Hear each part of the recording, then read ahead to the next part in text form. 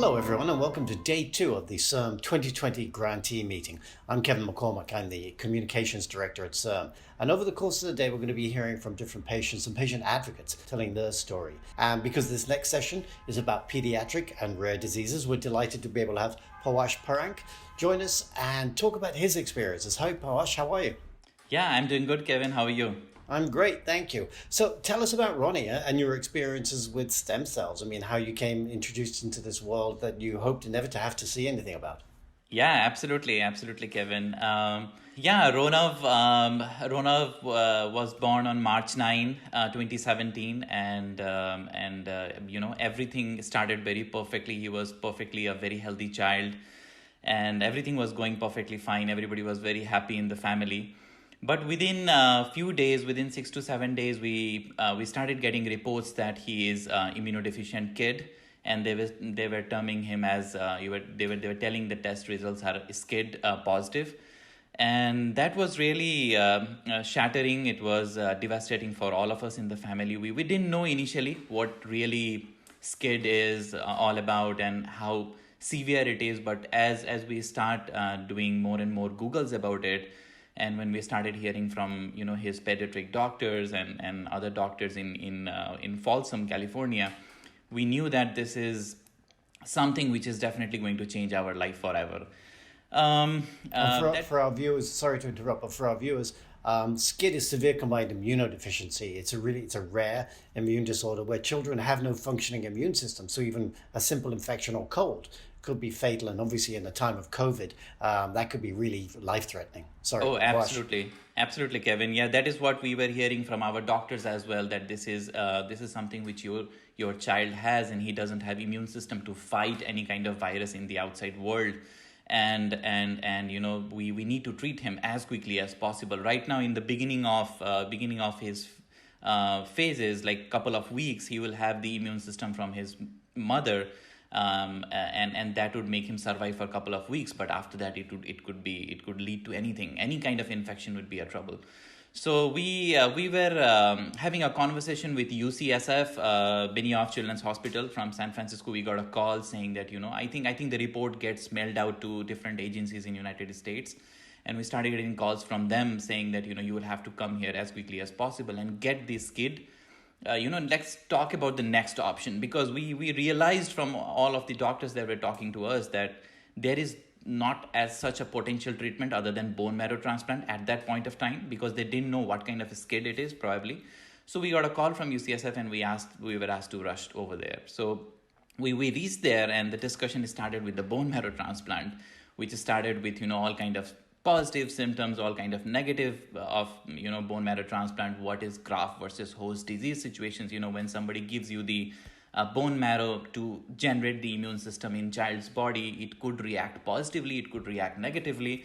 So all those kinds of discussions were really it was devastating for both of us, me and my wife in the room, and all of the doctor panels was there. So this is when they started doing the further testing on Ronav, and they found that he is X-linked SCID, which fortunately at that point of time had the gene therapy option as a clinical trial. This is when we were introduced about the gene therapy. We were kind of, Kevin, already reading about it somewhere in the blogs that if you have a SCID child, somewhere in Europe and somewhere in other nations, they are treating with gene therapy, where genetically they would take the DNA out of Ronnie, fix the genetic disorder, and then put it back in him. So we were kind of thinking about it already, but then the X-linked SCID result that came out gave us hope that UCSF was one of the hospital who was doing the trial in correspondence to with CIRM. That is when CIRM was introduced to us, that Ronav could also go with the same kind of treatment. That was really something which we felt really good, because we were already kind of reading a good materials out of it. We were knowing that something which would be taken out of Ronnie, fixed it, and then given back to him could probably really work really well in compared to bone marrow transplant, what we were hearing about it, like graft versus host disease and infections and all those kinds of things. So How long ago was the treatment? So March we got admitted, March 2017, and I think 3 months of time is required for a child to be 3 months old so that he can get a small amount of chemo to create that space where he can get the gene therapy treatment. So 3 months that, and then there is a wait time for for when the T cells would come up, when the immune system would come up. In total, we were with Ronnie in the hospital for over 6 months, over 6 months of period. So we got discharged in September. We got admitted in March and got discharged in September. But the journey really didn't end over there because there are so many components of immune system that needs to develop in Ronnie's body. But yes, he had the positive immune system after gene therapy within 3 months of time. How's he doing Yeah. today?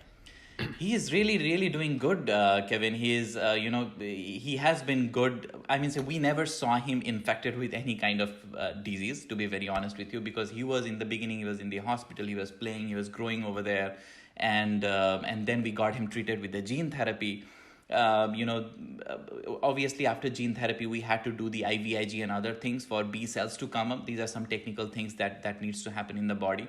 But overall, he has been healthy baby throughout his journey. He is really, really doing good. We take him like everywhere. We take him to parks, we take him to malls, we take him to shopping complexes, anywhere. Like, he is doing as good as any other children would be doing with the normal immune system. So that is that is such a relieving thing for us, like because it's such a relief with sense of feeling in our head that gene therapy is something which we went forward with, and it's really working great for Rani. He's really, really doing very well. Yeah. When you were making decision, did you feel that you had enough information? Because I know that there's a lot of pressure in a very short amount of time to make that kind of decision about something that was still quite experimental. Yeah, absolutely, Kevin. We were given a huge documentation by UCSF. It had like all the details about it, but obviously they clearly said, since it's a clinical trial and very, very few patients have gone through it. I think ADI SCID was one of the clinical trials of CIRM, which was already happening at UCLA, and they were giving all those kinds of feedbacks. But the documentation was really good, and it showed all kind of the procedures and what will happen next. But obviously the data, when you talk about the data, how many patients have you really treated with this? What are the results after 5 years? What has happened with the vector that has been used?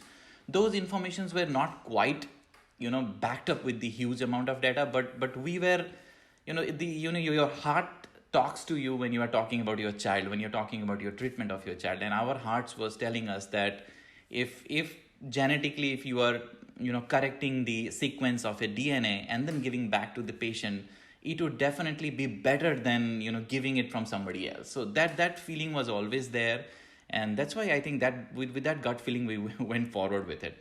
That was the heartbeat. Right. And having seen Ronnie and being around him, I know that he has so much energy and so much enthusiasm. He's a joy to see and a joy to be around. Pawash, thank you so much for sharing your story with us. We really appreciate you taking the time today.